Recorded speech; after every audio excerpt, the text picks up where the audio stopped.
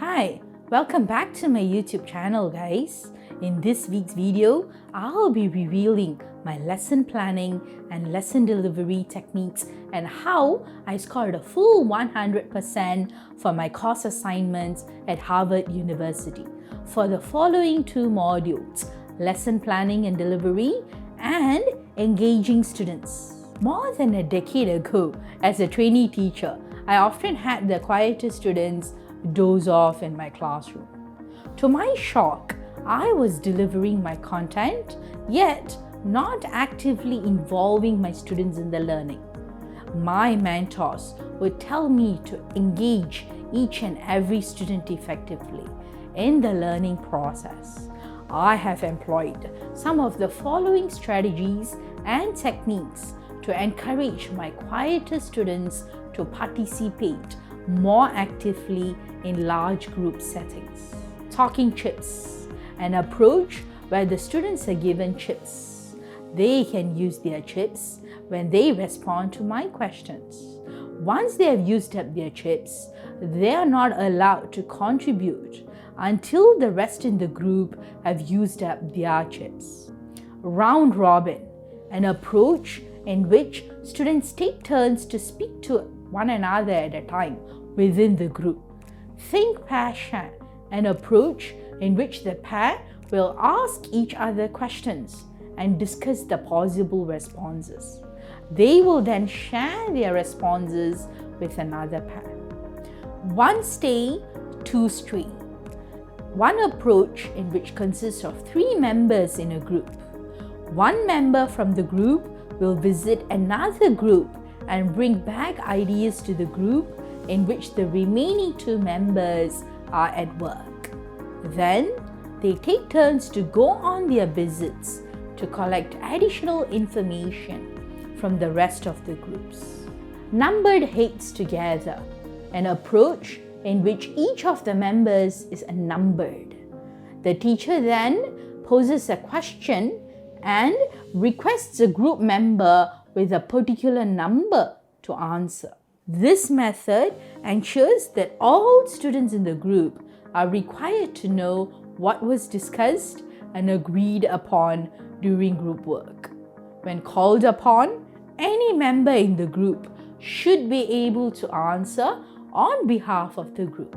In my academic journey as both a student and as an educator, I've had the good fortune of being taught by some of the best teachers who have influenced the way I approach my own discipline of the English language and literature or theatre studies.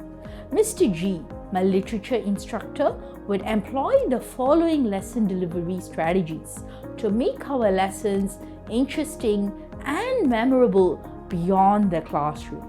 1. Thinking aloud modeling. This involves demonstrating to the learners the thought process underlying the literary characters. In a hot seating session, for example, a teacher or student makes his thinking visible by verbalizing how he decides to act and react based on their inner thoughts, feelings, and desires and motivations in the story. By making explicit the stream of consciousness of a literary character, Mr. G made our one-dimensional literature characters come alive in the classroom. 2. Talking aloud modeling. This involves teachers demonstrating how to act when doing a task. For instance, if the teacher wants the students to generate questions and make comments after reading a passage or extract from a novel, the teacher will model this process for all learners to observe and learn. A classic illustration of this took place when Mr. G taught us how to analyze an unseen poem or prose passage that we had never seen before. Mr. G would flash his transparency containing the unseen poem or prose passage and project it onto the overhead projector for all to see. He would then proceed to annotate and color code the said text in order to analyze it. This was especially suitable for visual learners who can imagine and picture the steps required of themselves later on in the learning and application process, where they attempt to do an unseen analysis individually. At the culmination of these steps, Mr. G would outline a general checklist of literary devices for us students to look out for and annotate accordingly. 3. Performance modeling. This involves teachers demonstrating to students and showing them how to carry out a task. For example, Mr. G taught us how to perform role-playing in acting out certain dramatic scenes from Shakespeare's plays, such as Romeo and Juliet and Julius Caesar. His actual performance set a good standard for us to emulate or imitate him when it was time for us to rise to the occasion and perform by ourselves on stage or in front of our class. Previously, I used to teach in a physical classroom using an interactive whiteboard, IWB, at a school and at a tuition center. However, now, due to the COVID-19 pandemic, I am required to teach online lessons via Zoom almost 100% of the time.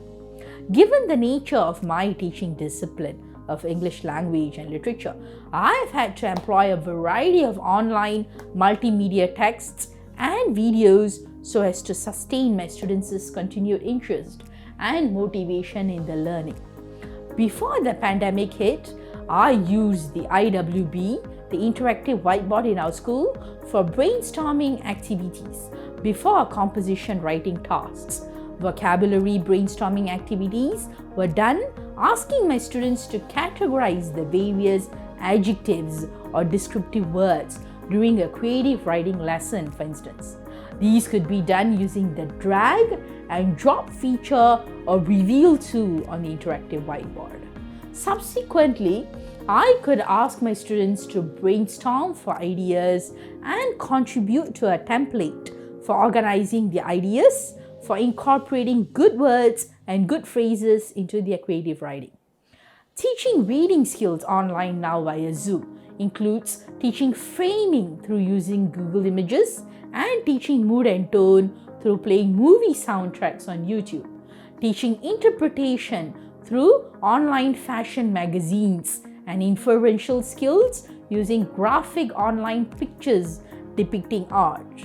Teaching writing skills online, now via Zoom, includes teaching narratives through playing YouTube videos of television sitcoms, teaching imaginative description through film trailers on YouTube videos, teaching expositions through playing audio soundtracks of popular music with subtitles of lyrics, teaching persuasive writing through analyzing online advertisements, teaching procedural report writing using computer game manuals or online instructional guides, teaching news story writing through viewing and or listening to broadcast news radio channels, and teaching feature writing through reading and or listening to online radio airing broadcast feature stories. Apart from using multimedia texts and videos online on Zoom via the screen sharing feature, has also meant that I can use the Google Docs by sharing them with my students for real-time and simultaneous online collaborative learning. The beauty of these pieces of work is that they can be saved and revisited at any time from anywhere. How do I manage my classroom? The teacher's tips for maintaining student discipline in the classroom. Classroom management. I'm going to share how I handled hot moments in the classroom with my younger students almost a decade ago. Sometimes the hot moments or issues warm up and student misbehavior can be a disruption to the effectiveness of a teacher. The time spent dealing with misbehavior should be better spent teaching effectively. Therefore, I believe that it should be dealt with quickly and consistently with class-defined consequences. I made it clear on day one that continued disruptions will not be tolerated in my classroom. In fact, they are detrimental to the overall objective of learning effectively. So this is how I used to deal with those hot moments. Handling the lawyers to be, also known as the talkative kids. Names on the board. Write the talkative pupil's name on the board in the midst of the lesson and continue with the lesson. Talk to that student at the end of the lesson. Point him or her out. When doing a group activity, get the members to raise their left hand and point towards the chattiest student of the day. He or she will then act as the secretary for the entire day, who must exercise great listening skills. That means being quiet.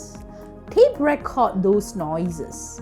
When the class gets a little too hot to handle, be silent and get the tape recorder to record the class's noise.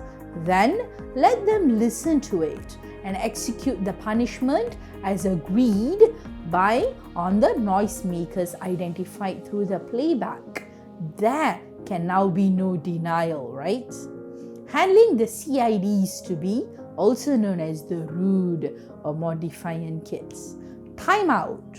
When the situation gets too heated up, allow a cooling off period. For example, give the student space and time to cool down before talking about the situation again to them. Condemn the sin and not the sinner. Never confront the student in front of a crowd or a large group of students. But be firm of your expectations of the student in that situation. Be positive. Understand that every student's misbehavior is a physical manifestation of an internal conflict. Understand that there's always a problem behind the defiant act. Spend time talking to the student or even their family and friends to understand them better. Handling the bosses to be, also known as the lazier kids. Call or inform the parents. Comprehend the home environment first. Work out a strategy to motivate the student to take an interest in learning. Double the workload. If he or she doesn't want to submit one essay, get them to submit 2 instead. Complete the work in school. If the student does not like completing their homework at home, get them to complete it in school itself. Make them stay back after curriculum hours. Sit them near you and see that they complete their work. Craft a contract. Commit the student to the contract set in agreement. Execute school service as a form of punishment if they should breach the agreement. Handling the philosophers, also known as the quieter kids. Right away, get them to pen down their thoughts and emotions in a journal for a particular lesson or day so that the teacher can understand their complexity better. Showtime. Get them to present the group's discussion or group work. They can now obviously have no other option, can they? Boost their confidence. Oftentimes, a student's reluctance to speak up in class is a result of their lack of self-confidence. Encourage them. Send them a short note or positive words. Tell them how much you miss hearing them out. Or listening to them express themselves freely. And last but not the least, in a bid to manage these hot moments in teaching, I used to give them PAT time, preferred activity time. Give a class a time of, let's say, 15 to 20 minutes for good behavior. However, subtract the total time of misbehaviors in class for the week. The balance time will then be awarded to the students to let them decide what they want to do with it. Of course, while ensuring that the activity is still related to the learning process. Overall, teaching younger students can hold many such hot moments for the teacher.